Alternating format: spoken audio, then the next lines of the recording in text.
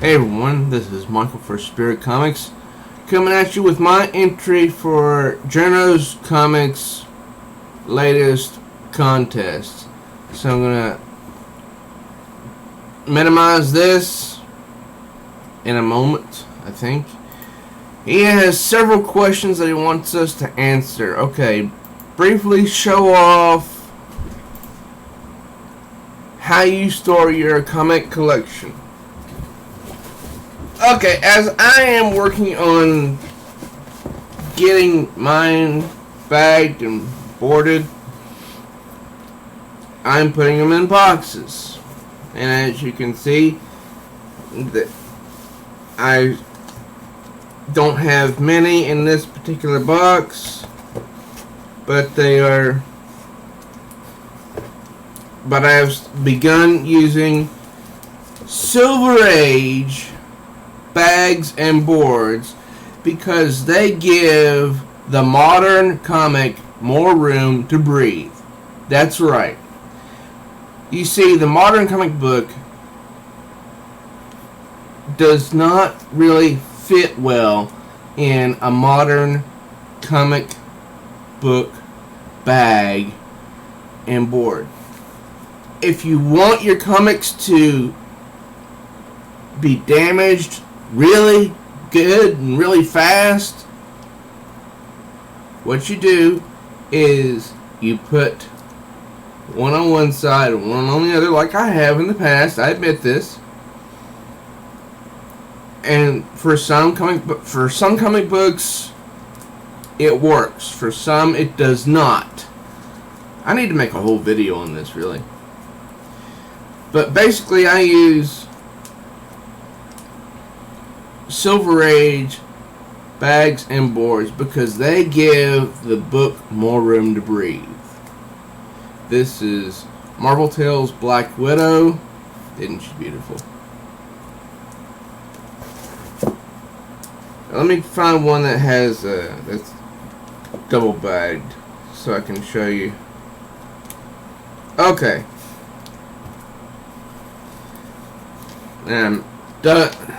A comic on each side.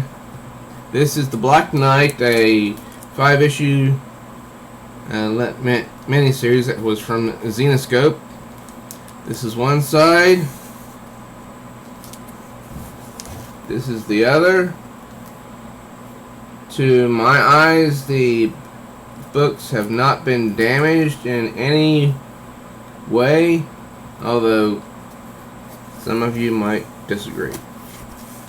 But hey, I'm not going to live forever, so I'm not going to put a whole lot of money into preserving it. I have no children, so therefore I have no grandchildren, etc., etc., and so on. So one day this will all degrade anyway. But this is how I store this is how I'm working on storing my comic book collection. Okay, now let me go down here so I can read the other questions. Okay, number 2. Who is your favorite on-screen portrayal of a comic book character and why?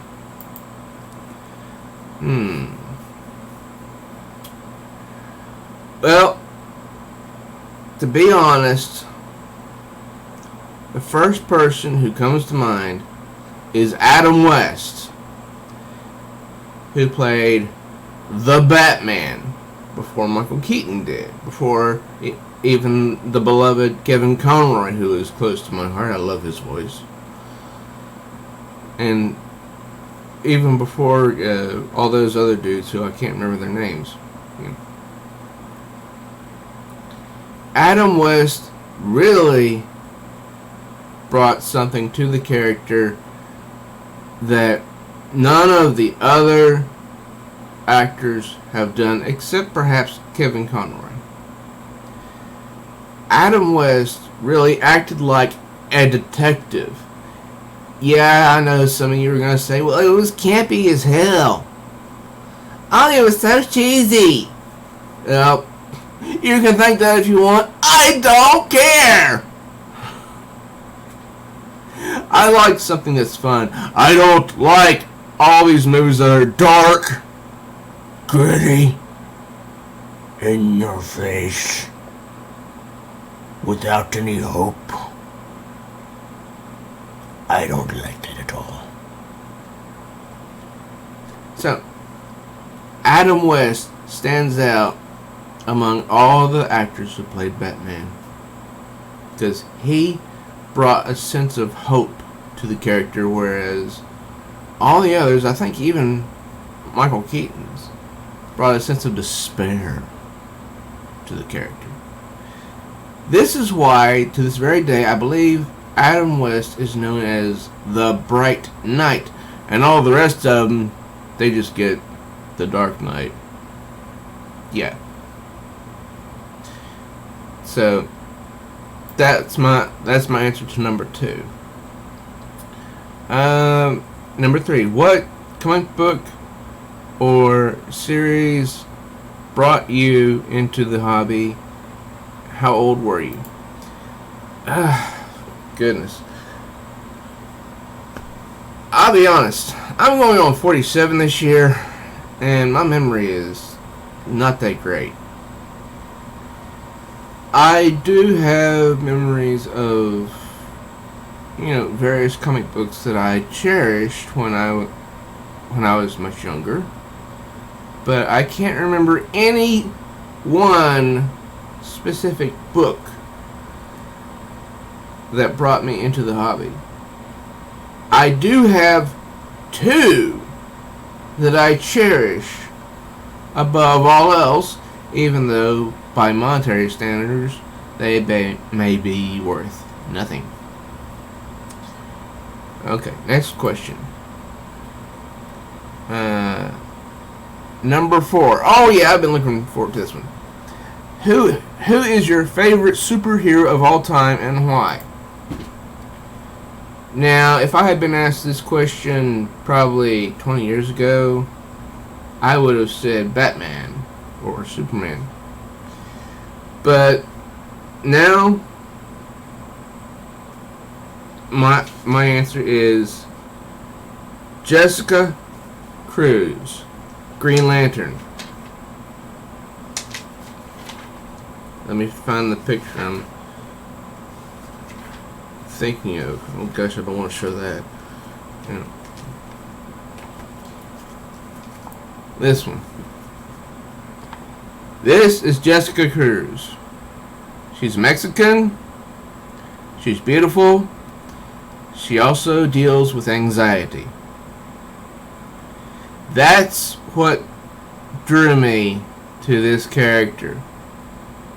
You see, I was born with epilepsy.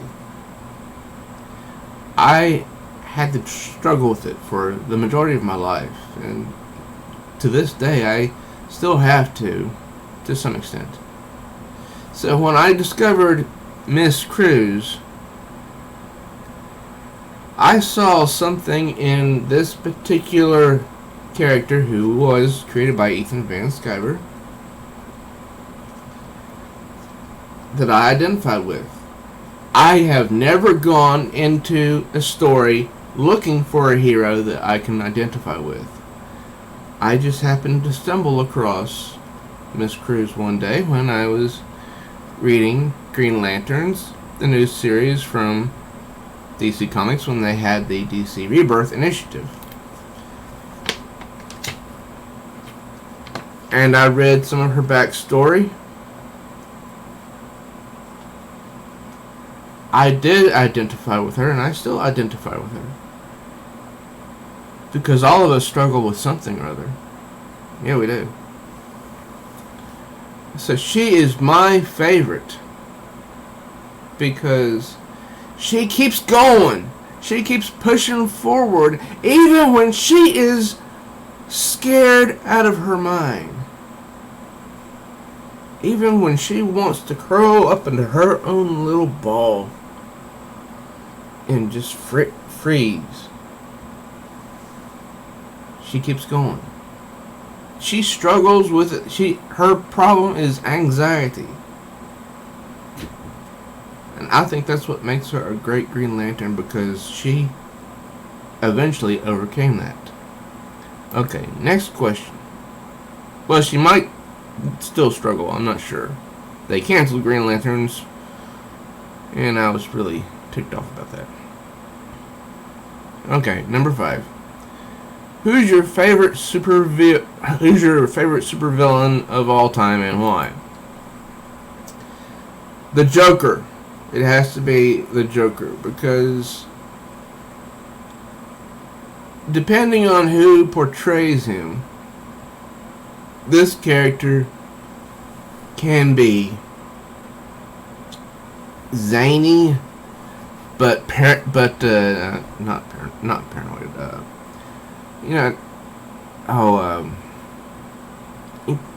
Crazy. I have to go with. Let me see.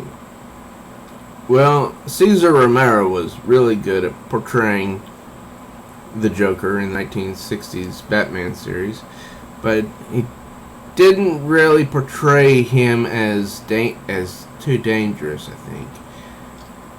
To me, the one that really portrays the Joker as dangerous yet hysterical, because he laughs at people suffering, specifically the Batman. The one who sticks out in my mind is Mark Hamill, with his portrayal of the Joker in Batman the Animated Series. Yeah, but that's just animated. So, I don't care. That's my favorite. Next to Cesar Romero, that is my favorite Joker, the one who is the craziest. Who actually doesn't look all dark and gritty. Like, basically, most of them look dark and gritty, as they haven't had a bath for 20 years. Okay, next question. What's your favorite universe?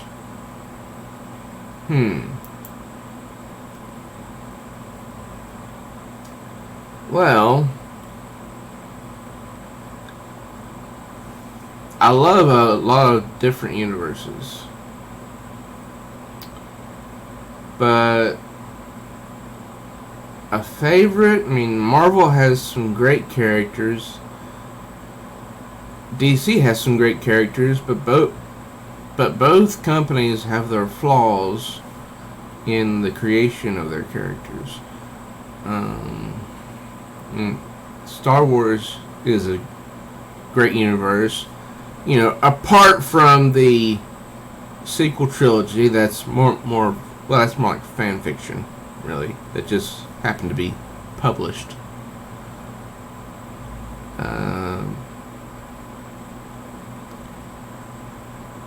I don't know.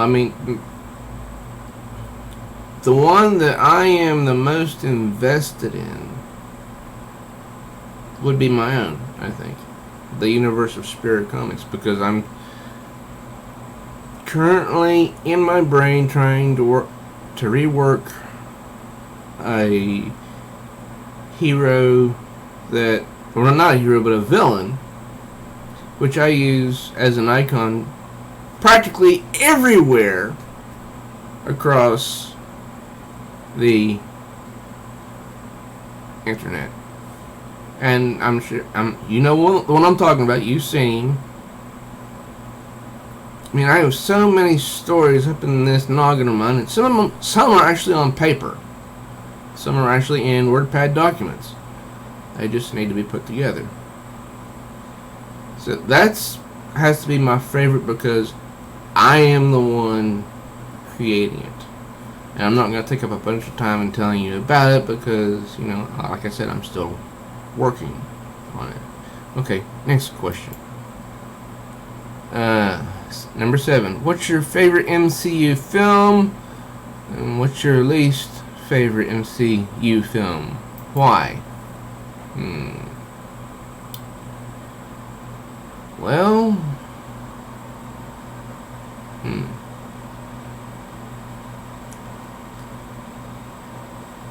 I like one. I would say, if I thinking back, I would say my favorite is one that did not actually go to the theaters, but it was sort of like a made-for-TV film. I think it was released back in the late 1980s. It was called The Return of the Incredible Hulk, starring Bill Bixby. And yes, there was Thor in the movie as well, who actually looked like Thor, as opposed to, the current Thor. Just in case you didn't know, Thor used to look a little bit similar to the Flash in the respect that he had these feathered wings on the top of his helmet, sort of like aiming this way. Now, my least favorite MCU film, let's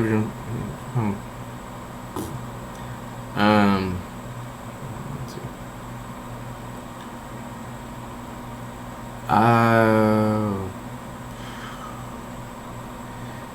That's a hard one, because I don't go to the movies if I'm not interested in the movie.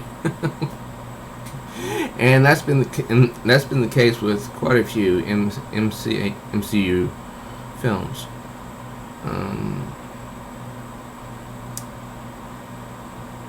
My least favorite. Well, I can't rank them, like 1 through 5 as favorite.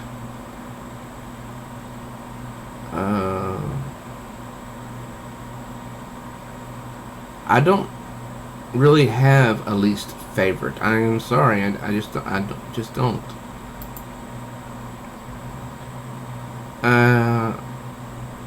Who are 3 YouTube? Last one is, who are 3 YouTubers that we should subscribe to? Let me see here. I've got some on the tip of my tongue. Flutterby989 is one. She doesn't make a whole lot of videos.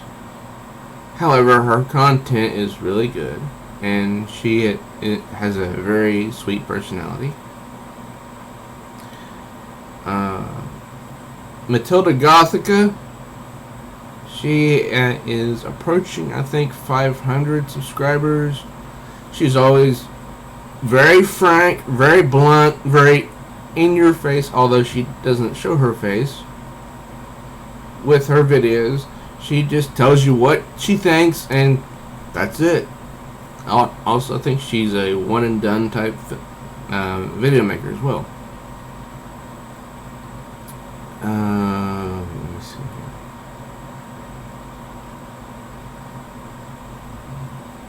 Oh yeah, another one that I can think of is come on, brain, pronounce this right.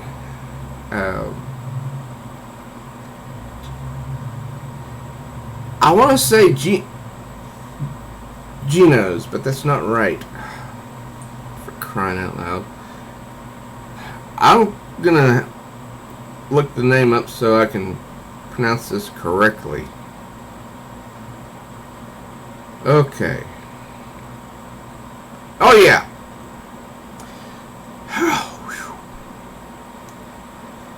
Okay, the other one that that's on that I can think of is Genome Presents. It's very similar to Geno, but it's Genome, Genome, Genome Presents. His channel is very diverse. He doesn't focus solely on comic books. He does reviews on songs, on television shows. He does reviews on Star Trek: The Next Generation. He even has some cooking videos, which are my favorite because I love it when he shows the cheese. Oh, the cheese looks so good. So those are my three suggestions. Flutterby 989, Matilda Gothka, and Genome Presents. I will have their links below, so you can go over there to their channels and check them out. And if you like their content, then subscribe. If you don't, that's up to you. Alright, I'm just going to check to see if there's another question. Nope, that was it. So thank you for stopping by. This was my entry for... What is wrong with my brain today?